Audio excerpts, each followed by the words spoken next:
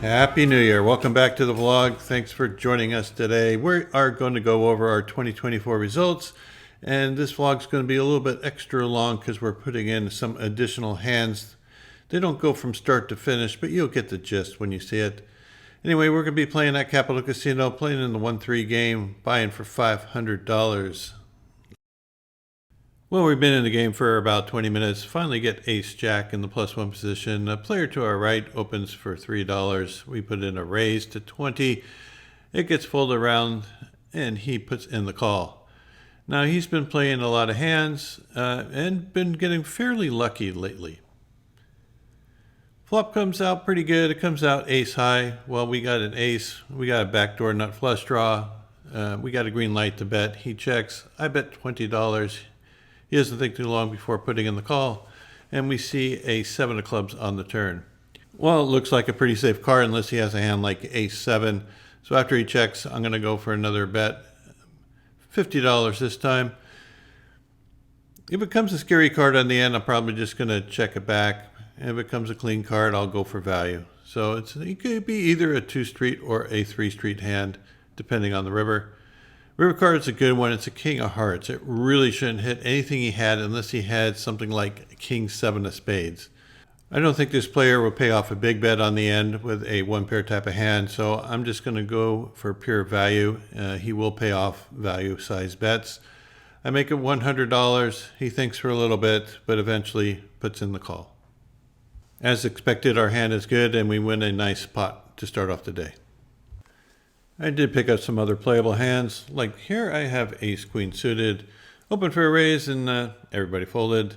This following hand I had king queen suited in a $6 straddle, open for $25. Get a call from a player on my left, and the way he called made me think he had a pretty good hand.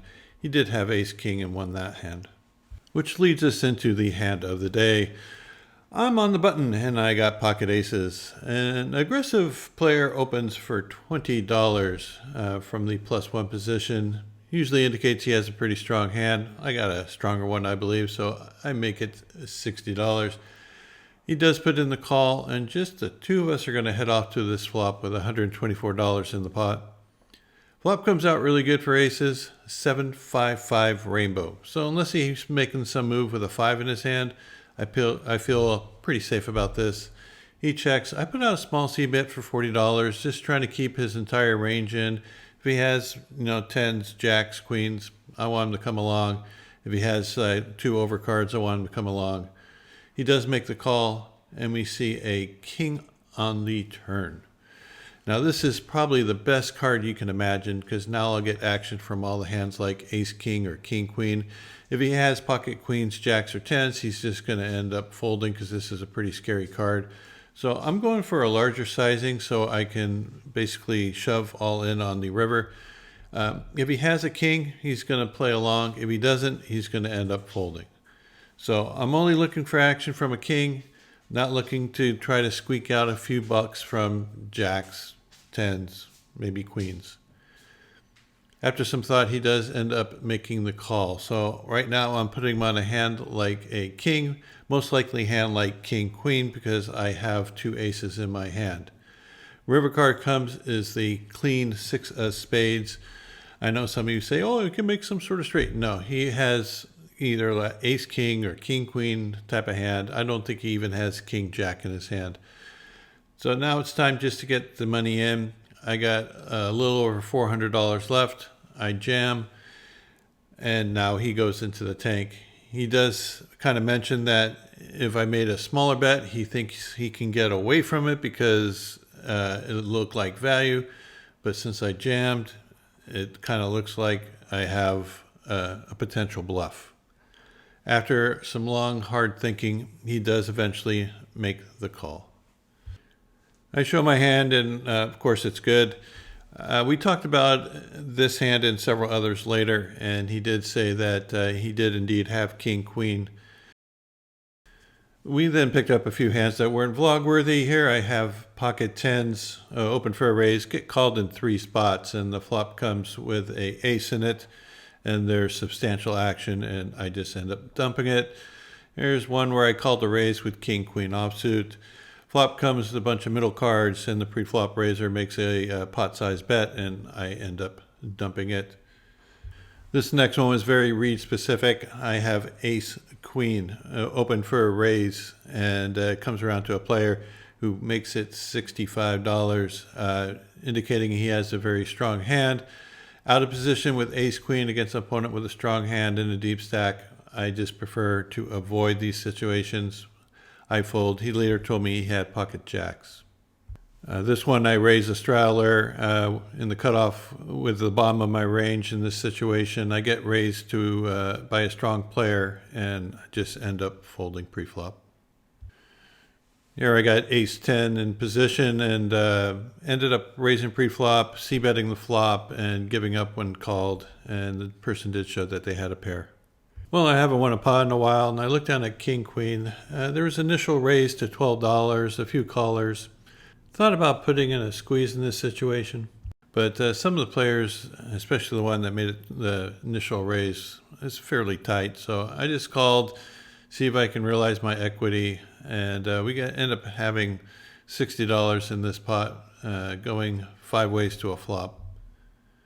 Flop comes out, jack high, nothing for me. There's a potential flush draw. I don't have that suit. I'm just going to be folding if anyone bets, and of course it gets checked around to me, and I check it. Turn card comes, pairs the middle card. Not the greatest thing in the world. Now someone could be slow playing an 8 or not bet an 8. Of course, I'm not going to stab at this. I'm giving up. River card comes is a queen of clubs. And now we got top pair with a second best kicker. It does complete straights. Someone could have been slow playing an 8. Player leads out for $20 and ends up getting called from the player towards my right. I don't think there's any value in raising here. Just making a crying call. Someone could have been slow playing something. Turned out the player who bet had a queen and the other player had pocket sevens. So kind of a little bit of a gift on this one. Here I do a little set mining with pocket sixes. I don't catch one. And I make it $20 with king, queen, and no action. Packed it up, move on over to day 2, where I sit down and my very first hand off the deck, I get ace jack in the small blind. It was open for $3. A player raises to 6. Got 2 players call for the 6. I decided just to put in a big squeeze here. I make it $50. 2 of the players decided to make the call for the $50. Now they both just sat down and with $300 stacks. I have them covered. So there's going to be $160 something in the center. And I don't know. I'm just thinking that they can't be very strong. So my plan here is just to jam on the flop and play this hand's hyper aggressive, make them call off with, one pair type of hands if they have them, second pair type of hands, make them fold all their draws. Flop comes better than expected. Jack, 10, deuce, rainbow. Well, I'm going to stick with my plan. I just jam all in. I want to have a very aggressive image to start the day. Make these players get a little bit nervous when I put in a raise that I might just jam the flop, so they're not going to get a very good price. After some thought, they both fold their hands, and we start off by winning 100 and change. We then raise with ace-10 suited. I get called in a couple spots and got a bad flop. This hand, there are 2 players that limp in front of me. I look down at 2 beautiful queens. I'm definitely going to be raising. I make it $20. I get a call from the player in the small blind, the big blind, and the second limper. So with 4 people in this pot, we're going to head off to the flop with $83 in the center. Flop comes out pretty good for my hand. 8-8 deuce. If no one has an 8, I really like my hand. Everyone checks. I'm going to put out a c-bet for $40. Trying to get called from players with maybe smaller pocket pairs than I do. But apparently nobody has anything, and they all fold. We then go on a pretty long cold streak, and here I found a pair of 4s I could limp in after some limpers. I don't hit anything. Here in the blinds, I got an ace deuce suited, don't hit anything. Now I'm on the button with fours. There is a raise, a bunch of callers. So we go 5 ways to this flop. That comes out Jack 9 4. All right, just to back up a little bit, the initial raiser is someone I play with a lot, and I have I would say a very good read on when he has a strong hand. My initial read on this is that he has a very strong hand on this hand, like aces, kings, queens, maybe ace, king occasionally.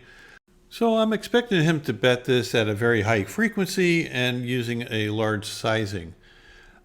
He doesn't. He ends up checking it. And I was a little bit surprised by that because I thought my read was pretty good. And I go, well, maybe he just has ace king then. Maybe if he had ace king of clubs, he definitely would bet this draw with 2 overcards against such a large field. And I really get a sense that no one else has a jack either, because like it gets checked around to me. No one looks like they're at all interested in the pot.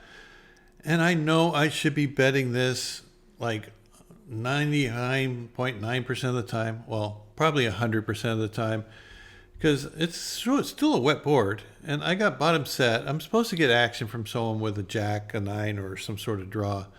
But I decided to check it back and hope for an overcard to come and then maybe catch him with his proverbial pants down.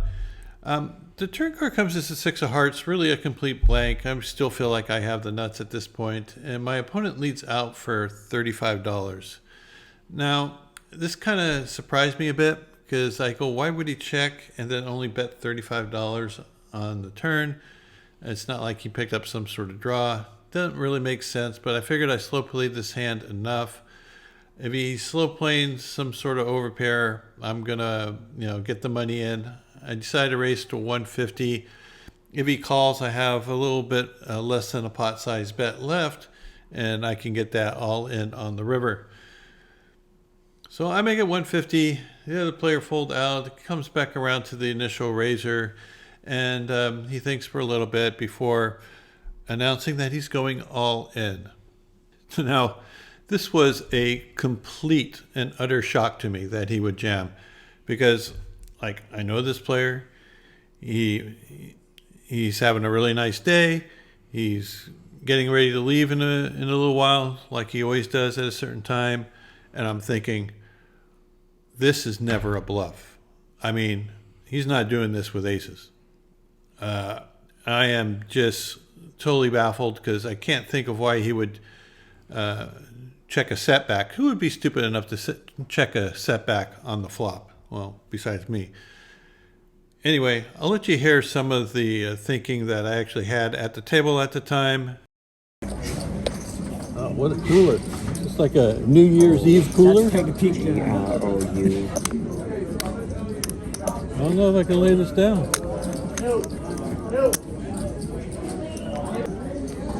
Check it back for some action, and I got it. We got pocket jacks, pocket nines. Well, in the end, I just came to the conclusion that he is never bluffing here. He has to have it. My hand is no good, and I'm just going to have to throw it in the muck because he is never doing this with something less than pocket nines, in my opinion. So I muck it. He was kind enough to show that he did indeed have pocket jacks. I kid you not. The very next hand, I pick up king, queen suited. The player to my right, who's been playing tons of hands, making it a live 50, live 100 type of player, opens for $25. I just call for the 25. Now, a solid player in the big blind who is not usually messing around, puts in a raise to $100. Player to my right calls. I'm a little bit steamed from having to fold to set that last hand, and I want to get action from the player on my right. I don't think my hand is good enough to be calling heads up against the player in the blind, but I do put in the extra money, and we're going 3 ways to a flop with 304 in, and the flop comes ace, king, 4 with 1 spade. So I got second pair, second best kicker, and a backdoor flush draw and straight draw. It gets checked all the way around, which I'm very happy with. Turn card comes is a queen of hearts. I now make 2 pair. I'm thinking that the initial raiser probably has a hand like pocket jacks, maybe pocket tens. He checks. I'm not going to give anyone a chance to draw out here. I'm just going to put the rest of my chips in. I jam for like 300 and change. They both fold. One said that he had pocket jacks, and the player to my right showed that he had pocket eights.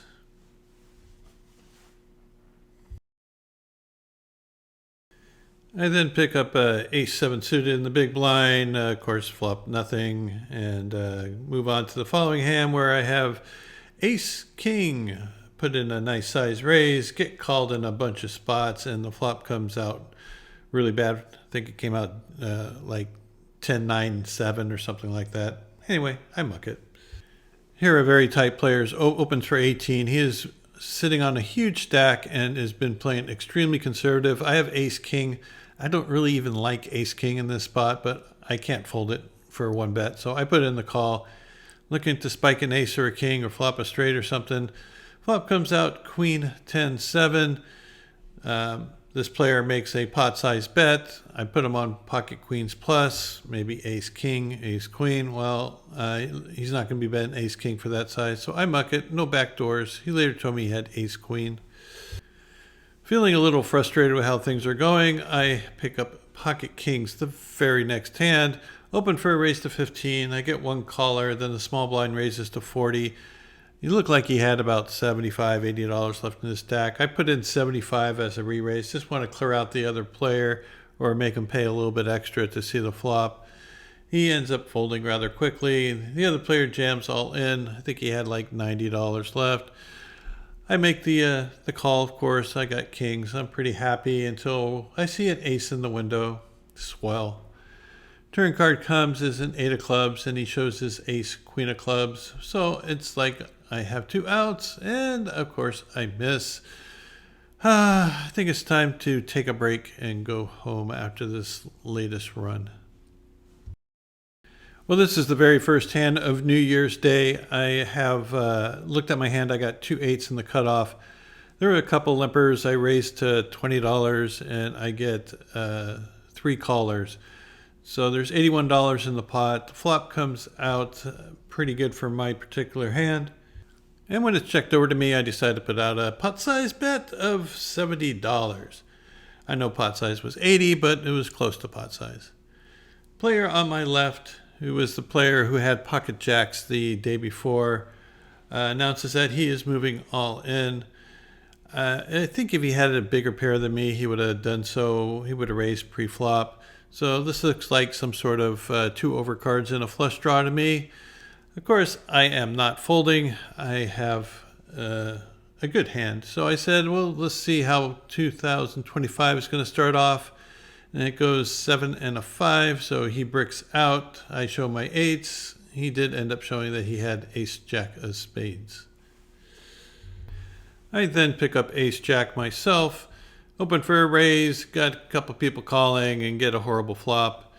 Here a player raises to 65 on the button. I look at 2 kings. I stick $200 in. I thought that covered him. He actually had $205. Everyone else folds, and of course he says, I know you have me beat, but I'm calling, and puts his remaining chips in.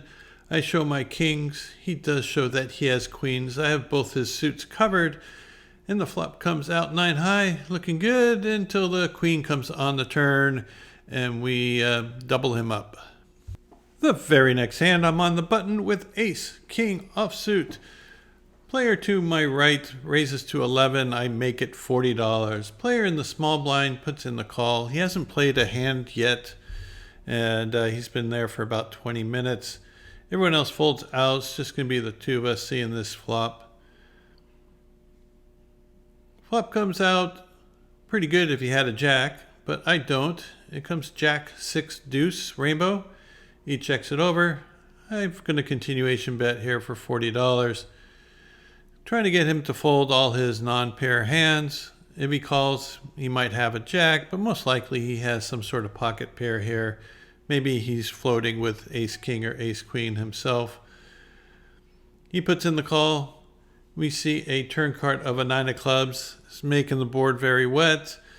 Don't really like it too much, but I think I'm just going to have to put pressure on him. So I jam all in for about $225. I think he has left. He tanks for a long time. As I said, my goal is to get him to fold all his pocket pairs. If I get called, well, I got like 6 outs to make a pair myself. And I know that's not enough to make this play, but I think the pressure I'm putting on him might be just enough to get him to fold. As I said, he hasn't played a hand yet, so I think he has something, but I also think he's more on the conservative side. So I think the pressure will work. He eventually does end up folding, and we take down this small pot. After this, we end up winning a small pot with ace queen in the blinds, and then we ended up set mining with pocket threes pre-flop and don't hit anything. We do win a small pot, isolating with ace 3 suited against a player who called with king 3 suited. We open raise with 8-7 suited, get called in a bunch of spots. Flop was all face cards. Here we have ace king suited in the small blind. There was a couple limpers. Player raises in the low jack to $20. Get one caller at the $20. He doesn't have a very big stack. I got a pretty good hand. I'm going to try to get it heads up. I make it 80. This way, when he jams, it opens up for a possible re-raise if the other player decides to call. Naturally, the player goes all in for his 135. The other player thinks for a while before making the fold. Of course, I put in the call, never folding here. We head off, heads up to a flop, and the flop comes out 10-10-10. Not the greatest flop for ace king, but I have 7 outs if he has an overpair. Turn is a deuce, river's a deuce. He has pocket queens. So far in 2025, pocket queens is my kryptonite. Here I have pocket 7s in the +1 position, open for a raise to $15. Strong player, looks like he's thinking about possibly putting in a raise, but eventually he just makes the call. Do get 2 other callers to come along, and then the third caller comes. So we're going to go 5 ways to this flop with $75 in the pot. Flop comes out, the beautiful Queen 7-5. All rainbow. We got middle set. We're loving it. Player to our right jams all in for $103. Wow. Perfect situation. Unfortunately, he doesn't have more chips. My best shot is trying to get someone to maybe overcall, so I'm not going to be isolating him. I'm just going to make a crying call, you might say, with a middle set. Now the player who looked like he was thinking about putting in a raise pre-flop decides that he likes his hand, and he likes it a lot. And he jams all in. My initial thought was he better not be slow playing pocket queens because I'm going to go bust with this hand. There is no way I'm folding a set in this situation. If he has queens, he's supposed to raise pre-flop, and he's a good enough player to do that. So I'm thinking he either has something like ace, queen, king, queen, or possibly like pocket 5s. Run out comes clean with a 10 and a 9 of diamonds. Player showed that he did indeed have ace, queen. We show our pocket 7s. The other player didn't show, but I think he had something like a queen with a backdoor flush draw. Anyway, we end up winning this pot. Makes 2025 look a little bit brighter already. I know I talk about reads a lot, and a lot of you guys call BS on that, but it is a real thing, and it's good to develop it, and it's taken years for me to develop mine. I recommend paying attention while you're at the table so you can pick up on this stuff. But the player from the other day who had pocket jacks and flopped that set, he is at this table, and he opens for $15, and I get the same read that he is super strong. I have ace jack suited in the hijack. Normally I would definitely put in a raise at this point and play this against one player, but I think that ace jack is a Okay, a questionable call in this spot because he either has ace king or a big pair. And if I flop like top pair with jacks, I'm going to be faced with an overpair. If I flop top pair with aces, then he's going to be folding all his kings, queens, and jacks. So the main reason I'm calling pre-flop is because it is suited. If it was offsuit, I would dump it. I'm trying to make some sort of flush, maybe some sort of straight. The player behind us in the cutoff now raises to $65. Now, he just joined the table, so this can mean a lot of different things. But now I notice that the initial opener in the +1 position, who has a short stack, kind of looks over at me to see if he can tell what I'm going to be doing. And I think he's just smooth calling with a super powerful hand because he wants to maximize his short stack. Anyway, I'm just going to get out of the way. He has a very, very strong hand. I dump it. He did end up showing that he had aces, and the other player had kings. So, yeah. So I saved a little money by having a good read. I recommend that you guys invest some time and effort in developing your own. All right, so for the results for this week, we won $12.60. Of course, this included the first of the year, so it won't be included in my yearly totals. As you can see by the graph, we're up around $3,500 for the month of December, and for the year, a little over $25,000. So the year-end results are like this. My total winnings was $25,400. I played 430 hours this year. That's about $59 per hour. And my win percentage is 75%. So I win 3 out of 4 sessions I play. Yeah, it's good. I normally average somewhere close to $60 an hour. So this is just about my norm.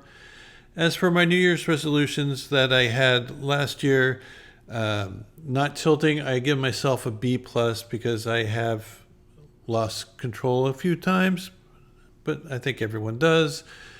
As for playing more hours, I didn't do very well. Did about the same as last year. Win percentage, of course, is about the same as last year. I did 3-bet more in position, but not as much as I would have liked. Most of the games I was playing in weren't deep enough to make that an effective strategy. Not bluffing strong ranges is my final one, and I think I got a solid B on that. It saved me quite a few dollars over the year, knowing that someone's range is so strong that a bluff would not work.